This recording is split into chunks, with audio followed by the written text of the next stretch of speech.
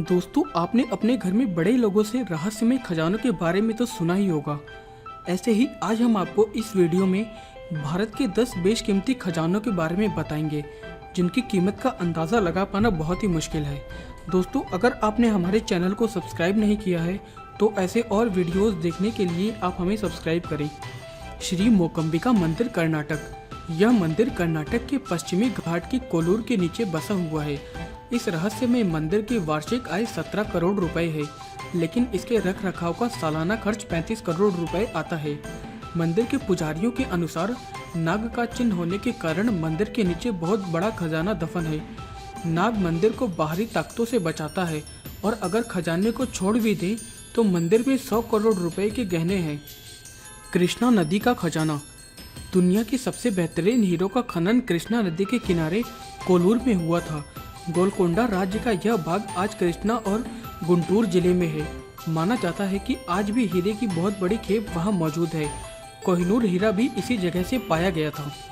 चार मीनार सुरंग, हैदराबाद। कहा जाता है कि चार मीनार और गोलकोंडा को जोड़ने वाली सुरंग में बहुत बड़ा खजाना छुपा हुआ है।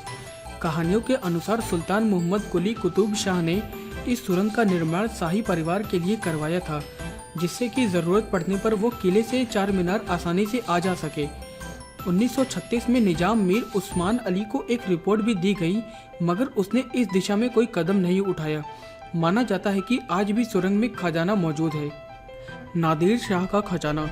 ईरानी आक्रमणकारी नादिर शाह ने 1739 में भारत पर हमला किया और 50,000 सैनिकों के साथ दिल्ली में घुस गया। उसने भारी लूटपाट के साथ 20,000 से 30,000 लोगों का नरसंहार किया।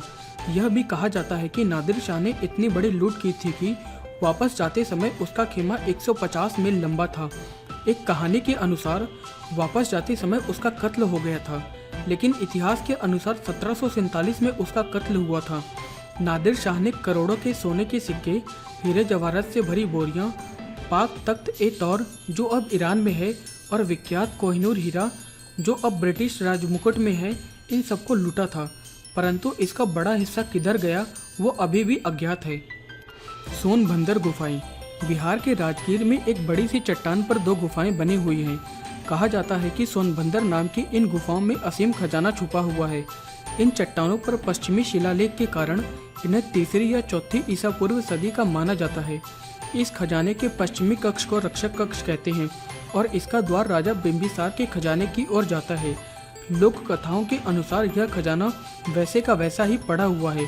इतिहास में अंग्रेजों ने इसे तोप से लूटने का प्रयास भी किया, जो असफल रहा। मीर उस्मान अली का खजाना। इंग्लैंड के बराबर राज्य पर हुकूमत करने वाले मीर अली उस्मान हैदराबाद के आखिरी निजाम थे। सन 2008 में फोर्ब्स मैगजीन ने उन्हें 210 अरब डॉलर की संपत्ति के साथ दुनिया में बहुत समय तक सबसे अधिक धनी लोगों में 5वें पायदान पर रखा है। कहा जाता है कि उनका खजाना कोठी महल में हैदराबाद के नीचे गड़ा हुआ है, जहां उन्होंने अपनी अधिकतर जिंदगी बिताई। हालांकि उनकी संपत्ति का असल हिसाब या आकलन किसी के पास नहीं है। अलवर का मुगल खजाना। दिल्ली से 150 किलोमीटर दूर राजस्थान के अलवर जिले में यह अलवर का किला स्थित है।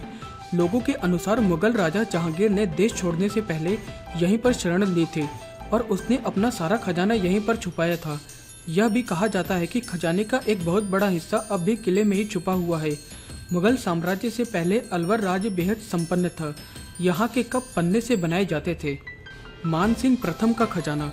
अकबर की सेना के सेनापति राजा मान सिंह जयपुर के राजा थे। मान सिंह अकबर के 9 रत्नों में से एक थे। एक कथा के अनुसार 1580 में अफगान पर विजय के बाद उन्होंने अकबर को लूटा हुआ हिस्सा नहीं दिया और खजाने को जयगढ़ के किले में कहीं पर छुपा दिया। कुछ लोगों का यह भी कहना है कि खजाने को उसके किले के नीचे ही छिपाया गया है। इस बात का यहाँ से पता चलता है कि पूर्व प्रधानमंत्री इंदिरा गांधी ने आपातकाल के समय खजाने की खोज का आदेश दिया था। हालांकि सरकारी रिपोर्टों में इस खजाने को व्यर्थ बताया गया। विपक्ष ने आरोप लगाया कि दिल्ली में प्रधानमंत्री के घर तक सोने के टैंकों में खजाने को पहुंचाने के लिए 6 महीने तक दिल्ली जयपुर मार्ग को आम जनता के लिए बंद कर दिया गया है। अब कौन सी कहानी सच है, यह कहना मुश्किल है। ग्रास वेनर का मलबा। आपको इस खजाने को ढूंढने के लिए भारत से दूर समुद्रों में जाना पड़ेगा। भारत का यह खजाना भारत से बहुत दूर दक्षिण अफ्रीका के पास कहीं डूब गया था। ग्रासवेनर को ईस्ट इंडिया कंपनी का सबसे बड़ा और अमीर जहाज कहा जाता है जो डूब गया है।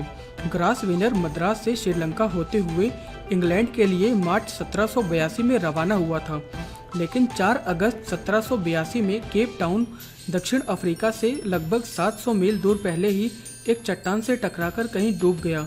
गुम हुए सामान में 26 लाख सोने के सिक्के, 14,000 सोने की सिल्लियाँ और हीरे, पन्ने, माड़क, नीलम से भरी 19 तिजोरियाँ थी, जिसका वजन किसी को भी नहीं मालूम। हालांकि जहाज के मलबे से बहुत छोटा सा हिस्सा मिला। पद्मनाभ स्वामी मंदिर के तहखाने। केरल के तिरुवनंतपुरम में स्थित श्री पद्मनाभ के तहखाने में भी अपार खजाना छिपा हुआ है। इस मंदिर को अंतर्राष्ट्रीय ख्याति तब मिली जब जून 2011 में इसके एक तहखाने को खोला गया। अधिकारी अंदर का दृश्य देखकर सन्न रह गए।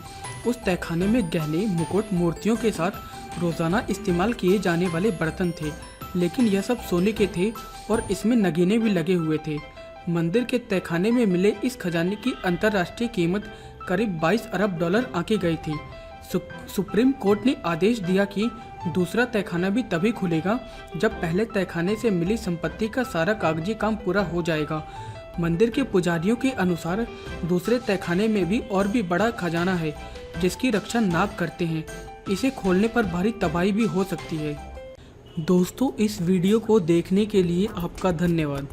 अगर आपको हमारा यह वीडियो पसंद आया है तो आप इसे लाइक करना ना भूलें, और अगर आपने हमारे YouTube चैनल को सब्सक्राइब नहीं किया है तो ऐसे और वीडियोस देखने के लिए इसे सब्सक्राइब करें।